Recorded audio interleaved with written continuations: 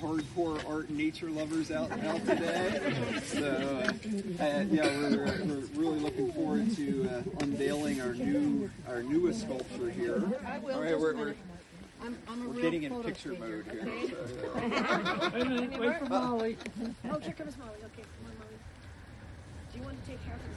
No, this is you. Oh, come on now.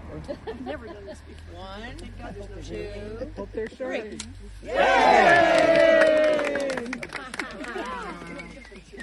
And then the next step is to actually show that there's something under the blanket. Oh, wow.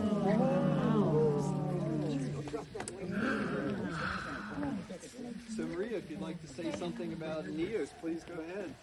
Well, yes, I will say very brief comments because the real event today is the guided tour of the sculpture forest, which I hope you're all here. Anillos, you can see she's in trees, and the rings on her body represent growth rings like, in fact, the word anillos is Spanish for growth rings like on a tree.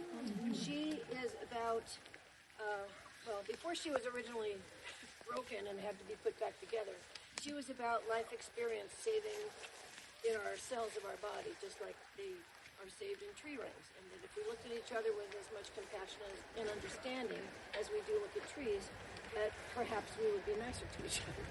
And she was, that original ceramic piece was vandalized and shattered on the sidewalk in the town that she lived in for 12 years. And I got the pieces back, and 3 years later finally had the nerve to open the box and put her back together. And you'll notice that she has gold in the seams where I glued her back together, which is to emulate the Japanese form of kintsugi, piecing together tea bowls with the gold, because she's about, now what she's about, on so many levels, personal and universal and spiritual and every other level, she is about healing from trauma, putting yourself back together, and being stronger and more beautiful in the process. Wow.